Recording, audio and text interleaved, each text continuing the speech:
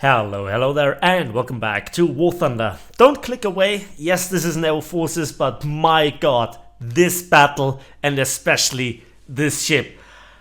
I almost don't dare to say it, but it's fun. Yes, the forbidden word in War Thunder, fun. This is incredible. The SMS Tann, or as I would love to call it, the Tann, you see what I did there, is a German battlecruiser that combines just enough firepower to deal with the majority of threats, but especially extreme tankiness. And if I ever loved something in War Thunder Naval Forces, it's taking the damage. And this battle shows so many aspects.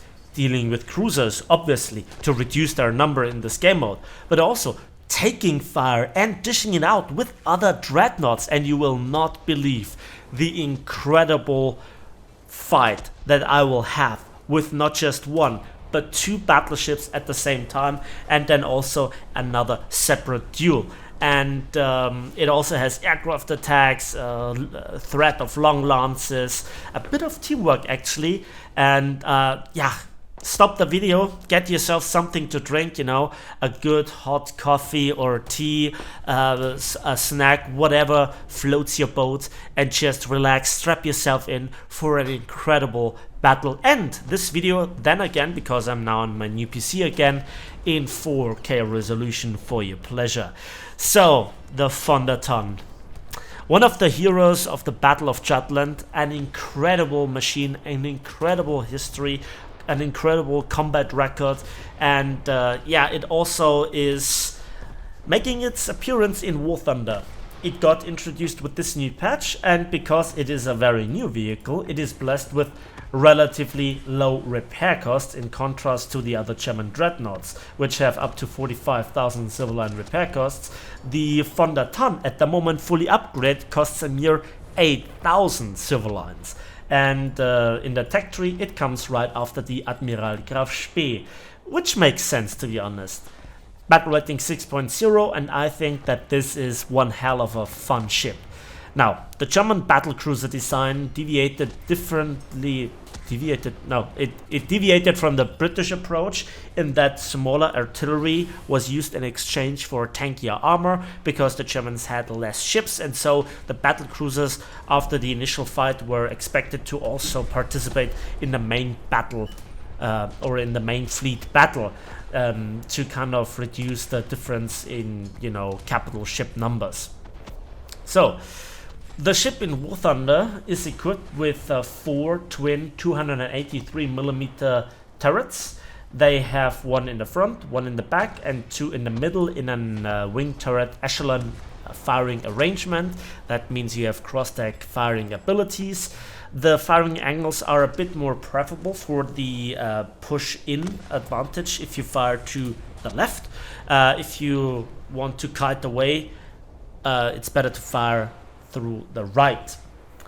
The secondary consists of 10 105mm in casemates, and yeah, 5 per side, and then you have 16 88mm, but they're also all in casemates and have just very limited anti-aircraft capabilities, only if you manually select them and you fire at low-flying targets. Dedicated anti-aircraft guns are not really there, but two mighty 7.92mm GM08 pattern 1908 machine guns with overall 3,000 rounds of ammunition. Then there is the speed, 51 kilometers per hour. That is significantly faster than the 37 kilometer of the SMS Westfalen or the 39 kilometers per hour of the SMS Helgoland, and that makes a huge difference, because you get shot at and you get damaged, and so you lose speed. To have them some speed at all left makes a huge difference, as well as being able to dodge torpedoes better and also angle quicker when somebody fires at you at roughly 10 kilometers. You then can react in time to the incoming shells. And then there is obviously the armor. The armor. So we begin at the very front with an icebreaker. 120mm of rolled cemented armor at the waterline. Below that 100mm, and above this a quite significant strip of 80mm. So that lets you tank quite a lot of shells and just simply let them ricochet. Then we have a side plating from the front to the rear turret completely of 250mm at the waterline. Below that of 150mm, and above the 250mm strip another 225 and 200mm armor strips. That makes for a quite a tanky ship. Then we have a deck of 25mm. The turrets have a 203mm strong barbette. The mid turrets only 200, but the turret faces are 230mm. Everything is rolled cemented armor. But the magic of the actual tankiness comes from the turtleback in combination with the coal bunkers. So the coal bunkers are above the turtleback, which itself is 50mm. The bulkheads front are 200mm, and on the rear a mere 170mm. This ship can eat damage for days and take AP and HE from the biggest ships, and this shall be demonstrated here in this battle. It also can deal to a certain degree better with the torpedoes than the German dreadnoughts, but you know, it's better to not eat them. The threat is the buildup of the damage of continuous flooding, continuous fire, and also breaking the guns. Now, there is one significant design flaw for the ship that it affects in War Thunder. It's a bit of a special thing, because in other ships you wouldn't really notice the problem too much, but in this brawling monster, you really notice it. So above the main deck, which has 25mm of plating, where I do not really feel that it's too thin and plunging fire is not a thing in War Thunder, above this there are then the secondaries. So the side is 150mm, which is good enough to deal with incoming fire from light cruisers and even heavy cruisers, although shot trapping is a possibility. The horizontal plating, the vertical plating is just 20 and 25mm. That is not really good, and so you lose your secondaries together with their respective ammunition quite a lot. So if you get out of heavy fighting into, let's say, a confined island fighting, you then suddenly find yourself that all your 150mm and 88s that usually could shred destroyers in no time just aren't there anymore, or they're out of ammunition. And now here the fight begins. That is the new Japanese super dreadnought, the Hyuga, and you can see he's firing at me, and I don't mind because I can take the damage, and all the cruisers and all the battleships firing at me. They're firing at me, not my teammates, so we have superior numbers in the cap, and they can shoot freely, therefore causing fires, floodings, and building up the damage on the enemy ships, including their battleships in time.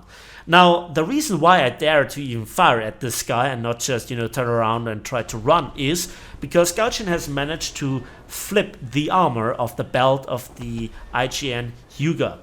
And that is just a Gaijin thing, right? So on the waterline that usually protects the citadel, the machinery, the ammunition, etc., there is just a 4-inch belt. That is nothing.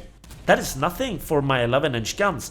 It would significantly look different if I would have to fire through the actual main belt, which would be over 300mm thick. At that range, that is reaching the limits of the ammunition of the 11-inch guns for the German battle cruisers. So let's talk about the ammunition for the main guns. We have two ammunition types: the stock 283mm Sprenggranate L 3,6 Bodenzünder, aka high explosive with base fuse, has 17 kilograms of TNT filler with a muzzle velocity of 855 meters per second. That's not bad, right? I mean, sure, it's not Imperatrice Maria levels of 55 kilograms of dirt, and so also the penetration lags. We have from the pure TNT blast only 71 millimeters of penetration, and at point blank range we have 143 millimeters of penetration. So even versus a hipper, you cannot punch through the main armor belt. You still deal a lot of damage, but as you can see, my main pick for the priority armament is the AP. Die 283mm Panzersprenggranate L3,2 APC round.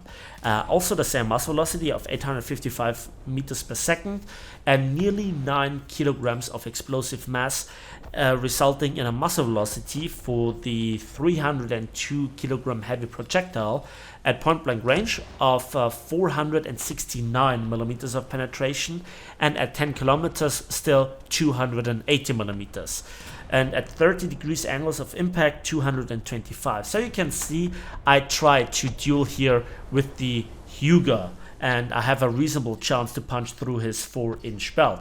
I wouldn't stand a chance if Gaijin would have made the armor realistically, and that shows you that only a bug or a mishap at Gaijin allows me to actually have a chance in this fight. It shouldn't be the case, but also the ships never should fight each other. So that's just the Gaijin way of things, right? Another thing that I figured out was if you fire an open salvo, the Tann just lacks kind of the punching power. But if you fire a full salvo, you then hit harder, you cause more damage. And I have no idea what the cause is. So if your guns are desynchronized, it's better to wait for all the guns to reload and be repaired. I figured this out not just in this battle, but also in previous battles. Now at first you might say, yeah, if you fire 8 shells at once, that's better than firing 3 shells.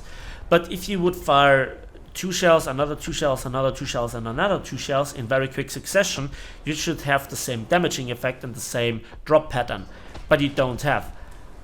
That's my observation. I have no logical explanation, as well as I have no explanation for the sound desynchronization, for which I am sorry, hence why I reduced the sound level so far. And also the constant shell splashes around me, the constant firing, that would just deafen your ear. When you're in battle, it's incredible. So yeah, again, what do I try to do here with Tann? You can see that I try to angle away from all the cruisers to the north, and I try to attract fire from the battleships. I'm so incredibly tanky, and I know how to, deal with the incoming fire and the damage, like how to deal with the flooding, the fires, and prioritizing the damage control system, basically. So this is something that I know how to deal, and I observed it also in other battles that enemies just lost at some point interest firing at me when they realized that I'm even tankier than the German dreadnoughts, and that is just amazing. So yeah, so far this doesn't look incredible, and then a torpedo bomber comes in, and here I try to shoot him down manually, but yeah, I was just not able to do this. The machine guns barely do the damage, and he could have come in significantly hotter. I tried to mitigate the damage by turning outwards, leaning in, and therefore going lower with my main armor belt, and so I reduced the damage by the torpedo quite significantly. It's not just trying to make it miss, that would have been preferable, but at the end of the day, I still managed to mitigate the majority of incoming damage. So as you can see, I want to first extinguish the fire, then we will deal with the flooding and then the repairing. And obviously, depending on how hard we get hit with the flooding, sometimes you have to plug the leaks before you can extinguish the fire. It also depends where the fire is. Complicated story, yet exciting. And so you can see I punch constantly through his lower belt, which should be impenetrable for me. And I cause significant damage. But because we both you know, played with our speed, the angling. We made it really hard to judge each other's speed and the normal aiming. He hit me, but not, you know, critically, and the same goes for me. Yet, in the long run, because I have some 20-second reload, I just can keep it up more longer. The biggest problem with von der Tann in a prolonged gunfight is the lack of ammunition. So for the main guns, I have just a mere 656 rounds of ammunition, if I'm not mistaken. Yeah, 656 and 1,500 for the heavy secondaries. So you really have to prioritize the targets that you have the right ammunition for. And I got him down to 6%. That is the death sentence because he's under 10%, at which point you get the magic message from Gaijin that you don't have enough crew for repairs. And I still have a fair number of crew left in contrast. So as you can see, the enemies were really angry at me. I tried to stay at distance, and here we got him, boys. We got him. For the ace, we defeated the Hyuga, and he gave broadside to us. We had the crossfire, and yeah, to be honest, I don't even bother to shoot at the enemy German dreadnought, and I focus again on the enemy cruisers. It seems like we have equal numbers of players in the cap, so I need to just simply focus them down. And I still have enough crew, enough ammunition, and enough firepower to deal with them, to, you know, reduce the pressure on my own battleships, on my own cruisers. So this is extremely intense. This is extreme fun. It's all about the armor, managing the damage, and this is what I personally love. And as many flaws as Naval Forces has, when you are in this ship, in this situation, you kind of see the potential of Naval Forces. Yes, it's not fun for the cruisers, it's not fun for the Hyuga, which has to deal with the flaws and, you know, the armor layout bug, but for me, this ship fulfills a niche role because it doesn't have the most dangerous guns, it doesn't have the thickest armor on paper, and it's also not the fastest, but the combination of its superior speed to other battleships and the guns that threaten any cruisers in a matter where there are still the majority of enemies cruisers makes it a perfect cruiser killer, as well as really annoying for enemy battleships. And also they cannot really ignore it, as you saw in the intro, and also with this Hyuga, which we will see later on in just a moment. So the thing is, enemies really hate you at some point, and that makes it so much fun. If you are kind of the guy that loves to tank, to distract the enemy, to draw the attention, this ship is it. Yes, it's not that cheap. I think it costs 270,000 RP, something like this. And because I got it for a tester, I fully upgraded. Yeah, the stock grind isn't a big thing, but I think it's also better because you have this high rate of fire, you still can deal with cruisers. And there we have it. Yeah, plane coming in. And that's it for me.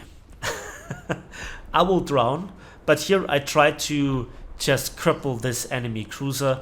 I try to really send the last gifts of 11-inch guns towards his way, and that is a real shame. I have 1% crew left.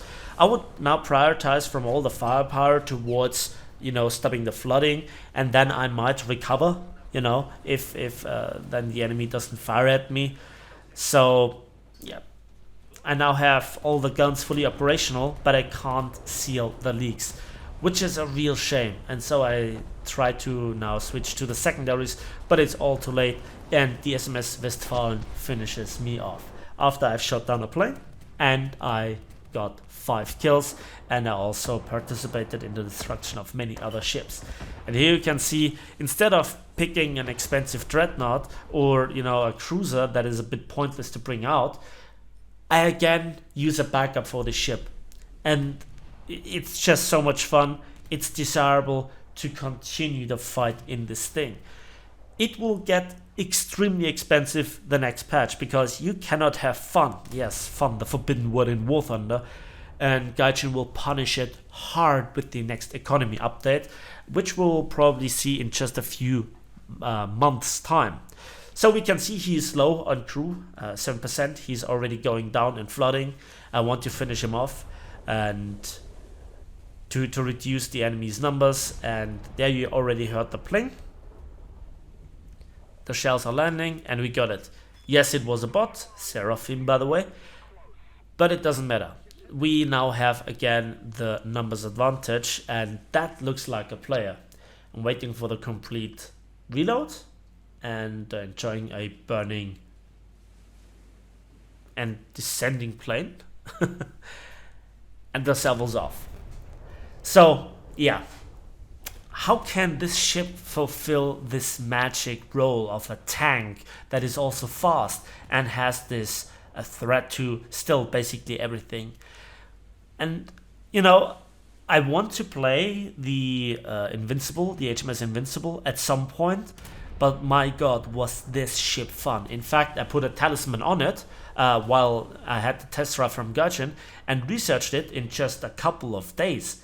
It was that much fun. And it's even more fun than the other German dreadnoughts because they can't go to places. And yes, the top speed of 51 kilometers per hour makes a difference. You can go into the cap faster. You can actually go and race with cruisers versus enemy cruisers. Sure, you're not as fast as Kirov, which has I think 68 kilometers per hour top speed, but you know, you can, while you race towards the cap in time, you know, also punish all the other cruisers. And as a cherry on top of this German battlecruiser cake, there are also torpedoes. So far, sadly, I couldn't really make use of them, but that might change in the future, because I feel like I'll continue playing this ship for a while. Yeah, SMS von der Tann. I think I said it already, it has an amazing history. It is a very iconic ship for all the people that are really interested in the Battle of Jutland.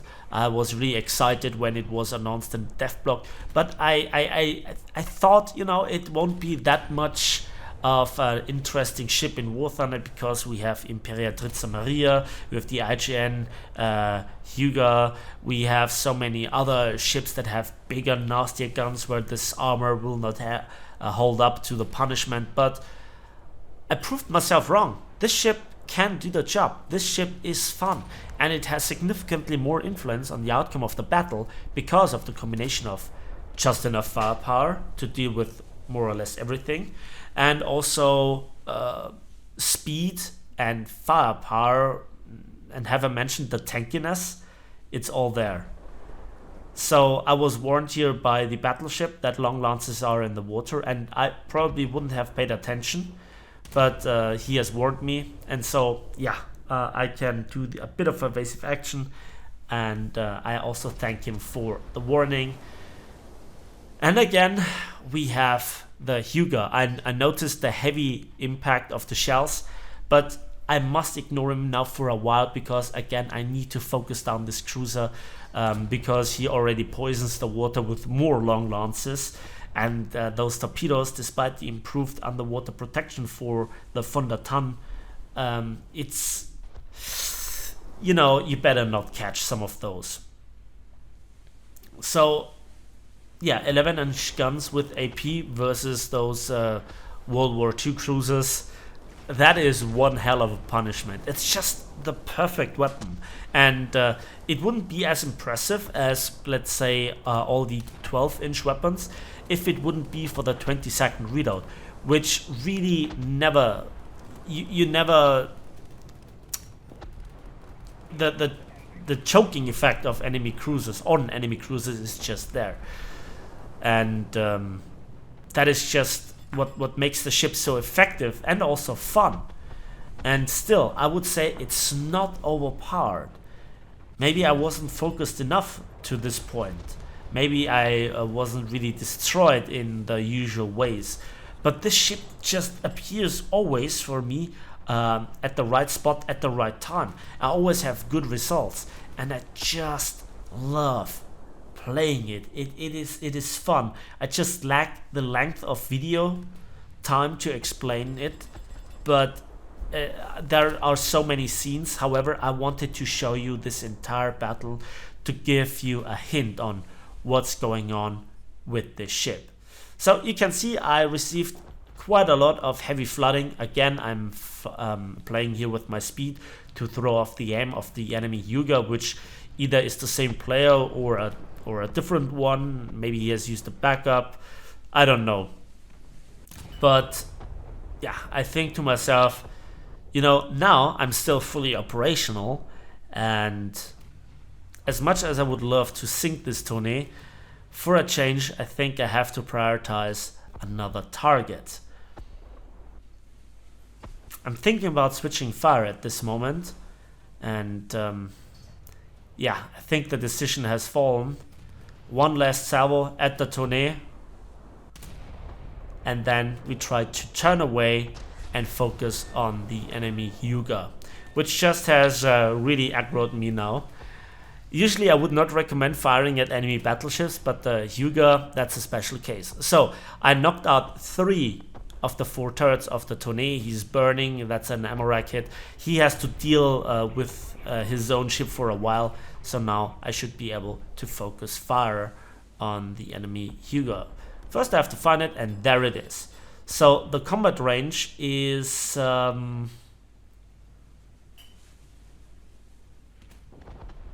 yeah, there I threw off the aim again by maneuvering.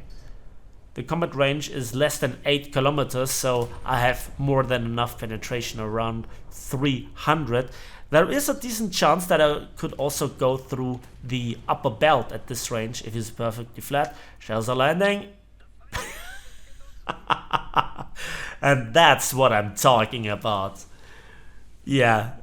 One tapping the firepower-wise mightiest dreadnought in War Thunder. That never gets old. So yeah, balance through Gaijins failing. It's weird and it shouldn't be the way, but I'll take it for the moment. And shells are landing in 4, 3, 2, 1 on the tourney. And we got him. 10 kills for the end of the battle. So if not for the illegal use of planes versus pre-World War I battle cruisers, I would say that would have been a double ace and a survivor. But we also got Terror of the Sea for destroying 10 enemy ships and also 1 plane. And look at this, over 19,000 damage to naval targets, 93,000 civil lines, and 26,500 RP. I have a premium account, I have a talisman on the Fondertan, but still that's quite a bit for a battle that lasted nearly half an hour. That was really fun. The ton. Thanks for watching, thanks for listening. I hope you enjoyed this video. Please give it a like if it, subscribe if you want to see more, and we'll see each other on the battlefields, in the skies, and on the waves of War Thunder.